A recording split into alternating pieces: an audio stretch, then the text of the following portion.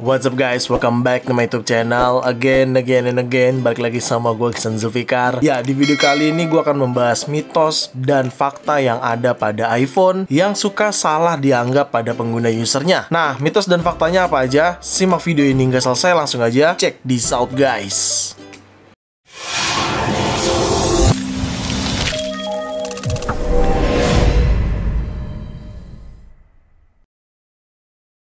Ya, mitos yang pertama adalah close aplikasi di background. Nah, maksudnya itu gimana ya? Kalau aplikasi-aplikasi yang berjalan seperti ini ya, nah ini tuh nggak perlu kalian close ke atasin kayak gini gitu, nggak perlu harus kayak gini tuh nggak perlu. Jadi biarkan aja di background gini dan itu nggak masalah dan tidak akan mengganggu pada performance kalian seperti itu. Mitos yang kedua yaitu force restart. Nah, ini sebenarnya bukan mitos sih, tapi ini lebih ke fakta ya. Jadi force restart itu ternyata memang dibenarkan gitu loh. Ada faktanya dan memang itu berbeda dengan restart. Dan bahkan website resminya Apple Support aja itu juga memberitahu force restart itu ada. Ya, beberapa device itu berbeda-beda force restart. Kalau untuk iPhone 13 atau seri iPhone yang berFace ID, itu force restartnya tekan volume atas, volume bawah, lalu tekan volume power seperti ini. Sampai muncul logo Apple, tekan dan tahan power ini. Jadi nanti akan muncul logo Apple, baru lepas tombol powernya. Gue contohkan ulang ya. Tekan volume atas, volume bawah, dan tekan dan tahan power ini nih, tombol powernya. Seperti ini sampai muncul logo Apple dan baru dilepas tombol powernya. Ya, ini sedang menunggu logo Apple. Nah, setelah muncul logo Apple lalu lepas tombol power yang tadi kalian sudah tekan. Seperti itu. Jadi, ini memang dibenarkan. Kegunaannya itu lebih mungkin mengatasi bug-bug iOS ya. Biasanya kalau ada bug di iOS, nah, force restart jalan pertamanya sih.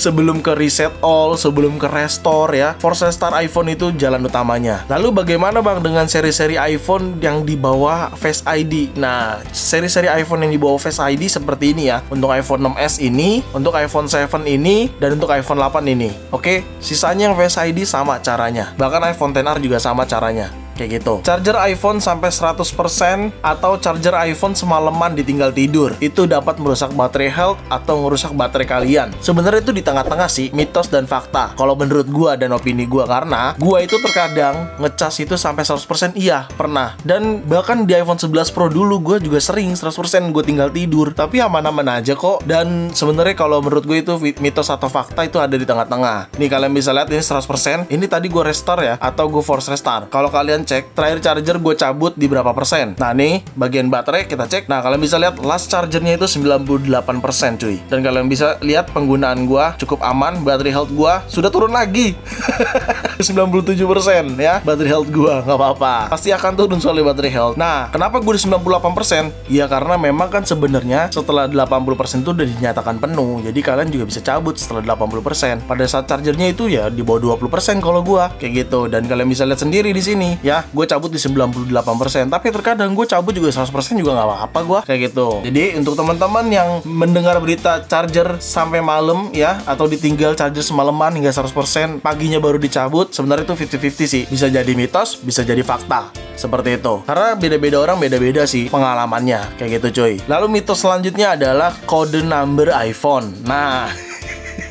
Nah, di sini kalian cek di general lalu about, dan iPhone XR gue juga sekalian deh ikutan. Di sini kalian bisa lihat ya. Di sini kode numbernya untuk 13 Pro gue ZP, yaitu unitnya Singapura ya. Kalau misalkan yang XR gue ini XA ya, alias Australia gitu ya. Seperti itu. Jadi ya sebenarnya nggak masalah juga sih kode number. Tapi terkait originalnya gimana? Nah, originalnya yang penting selama iPhone ini bisa terhubung ke iTunes, itu bisa dikatakan iPhone ini original. Karena iTunes itu kan aplikasi resminya iPhone dari Apple dan itu free. Kalau lu belum tahu iTunes, lu bisa nonton di video gue yang ini.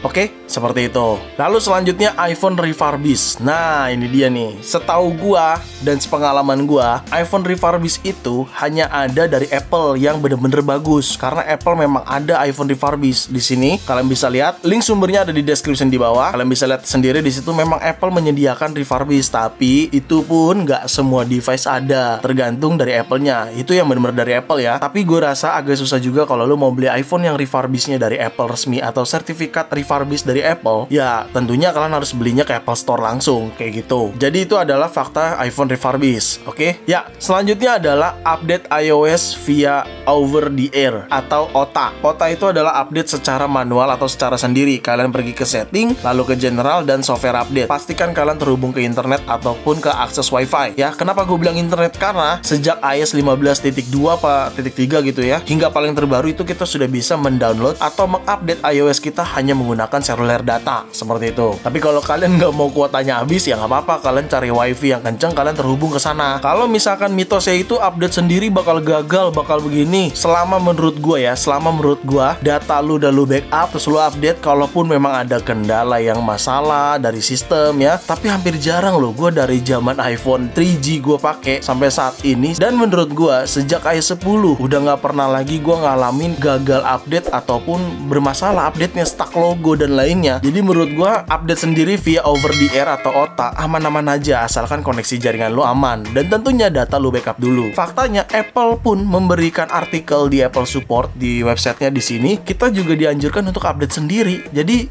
kenapa kalian harus khawatir seperti itu? Dan ada pun update via iTunes. Nah, kalau update via iTunes ini sebenarnya ada kelebihannya juga sih, kelebihan tersendiri kalau menurut gua. Kelebihannya apa? Tentunya dapat mengurangi sistem data di iPhone kalian, karena itu seperti install ulang iPhone kayak gitu. Jadi kalau misalkan iPhone storage kalian sistem datanya besar atau membengkak, kalian bisa update atau restore via iTunes. Keuntungannya apa? Keuntungannya ya sistem data kalian bisa jadi kecil kayak gitu, karena itu sama aja kayak lu ganti oli motor, olinya dibuang dulu sampai bersih baru masukin oli baru kayak gitu. Kalau lu update via iTunes sama aja metodenya dengan video gue yang di sini ya, sama persis metodenya, yang penting data di backup dahulu. Mau backupnya via iCloud ataupun iTunes itu nggak masalah, oke? Lalu selanjutnya, iPhone bisa kena virus atau tidak? Ya, sebetulnya sampai saat ini sih gue belum melihat bener-bener yang iPhone kemasukan virus dan lainnya, karena memang Apple itu kuat banget dari sisi security. Meskipun sempat beberapa tahun lalu ada celah di kalender, kalau lu nonton video gue yang ini, nah di situ ada celah, jadi di kalender itu bisa kemasukan virus. Sebenarnya bukan virus sih, itu mah jatuhnya notifikasi yang spam kayak gitu, notifikasi kalender yang spam, tapi anggap aja lah itu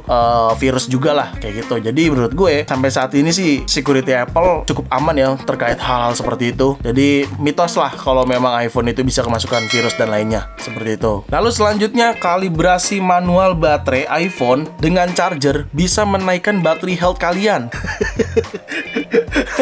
Jadi gini, kemarin ada yang nanya ke gua juga, baterai health iPhone itu bisa dinaikin nggak sih kalau kita melakukan kalibrasi baterai manual? Kalibrasi baterai manual itu seperti apa sih? iPhone-nya dimatiin ataupun bisa dikatakan dihabiskan baterainya sampai habis total. Baterai iPhone kalian dihabiskan sampai habis total, lalu diemin sekitar 1-3 jam baru di charger iPhone-nya, dan itu dianggap kalibrasi manual. Iya, betul, kita dan gua pun pernah melakukan itu, tapi pada saat iPhone 6 ke bawah, pada saat gua masih menggunakan iPhone 5S dulu. Kenapa gue nggak melakukan lagi sekarang? Karena itu nggak berlaku cuy. Ada perbedaan teknologi di baterai sejak iPhone 6S ke atas sampai saat ini. Cara itu sudah tidak terlalu pengaruh sekali. Dan kalau lu mau melakukan itu, iPhone 6 kayaknya nggak ada baterai health ya.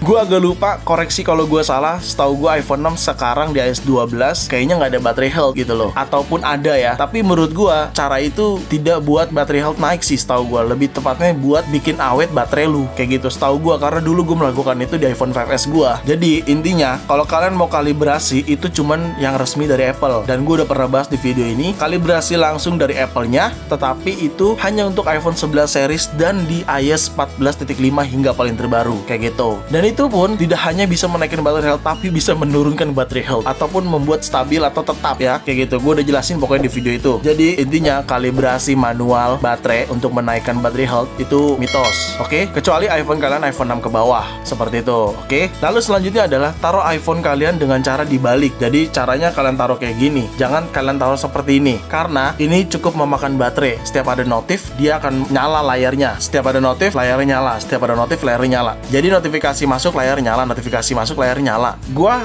bisa katakan itu fakta dan benar sih. Gua udah nyoba di device XR gua, di iPhone 13 Pro gua, sekarang gua taruh terbalik dan itu cukup effort juga. Maksudnya ada pengaruh lah. Sebenarnya logikanya gini, logikanya iPad aja. iPad kan casingnya banyak yang ditutup tuh, case-nya kan nutupin layar. Kalau ada notif dia kan nggak muncul tuh layarnya ataupun nggak nyala layarnya. Iya bener, karena kenapa? Ketika kita kasih notif, nih gue contohin ya, misalkan ini gue buat lock kayak gini tapi atasnya gue tutup seperti ini ya, lalu gue akan tes kirim notifikasi dari iPhone XR gue. Ya, gue sedang tes kirim iMessage dari iPhone XR ke 13 Pro gue. Ya, udah deliver ya di sini message-nya atau iMessage-nya. Dan di iPhone gue tidak nyala apa-apa ya kalau bisa lihat layarnya. Karena kenapa? Karena sensornya ditutup. Kayak gitu logikanya. Dan padahal masuk notifikasinya kayak gitu ya. Atau kalian bisa setting juga notifikasinya seperti notifikasi Instagram pada 13 Pro gue ini. Jadi gue settingnya kayak gini. Kalau di settingan notifikasi di sini gue buat Instagram ini bannernya gue unchecklist semua. Notifnya akan masuk ya. Badge-nya juga akan ada. Tetapi di banner lock screen nggak ada. Maka ketika iPhone-nya ke lock, notif Instagram masuk, layar gue tetap off. Dia cuma getar aja. Karena gue tetap mengaktifkan notifikasi Instagram. Jadi dia cuma getar aja tapi layar nggak nyala kayak gitu. Ya itu metode lah. Kalau kalian semisal lupa atau tidak ingin menaruh iPhone kalian dengan cara terbalik seperti ini kayak gitu. Karena itu cukup efektif ya. Dan itu udah gue coba sih selama beberapa minggu terakhir ini. Dan benar kalau kita naruh balik kayak gini, lumayan untuk ngirit baterai. Jadi kalian nggak terlalu boros-boros banget lah. Kan kalian lihat sendiri tadi gue di bagian baterai itu lumayan kan awetnya kayak gitu. Ya itu tadi adalah mitos dan fakta pada iPhone yang suka salah tanggap. Jadi sebagian mitos sebagian fakta, tapi sebagian 50-50. Ada yang mitos ada yang fakta kayak gitu. Ada lagi tambahan mitos dan faktanya tentang iPhone, silahkan komen di bawah ya. Oke, segitu aja mungkin video gue kali ini. Semoga bermanfaat buat kalian. Dan jangan lupa kalian like video ini, share video ini ke sosial media kalian, ke grup WhatsApp, grup TikTok, grup apapun. Kalian share aja sebanyak-banyaknya pokoknya. Dan pastikan kalian mendukung channel ini dengan cara mensubscribe channel ini. So, see you next video. Bye-bye.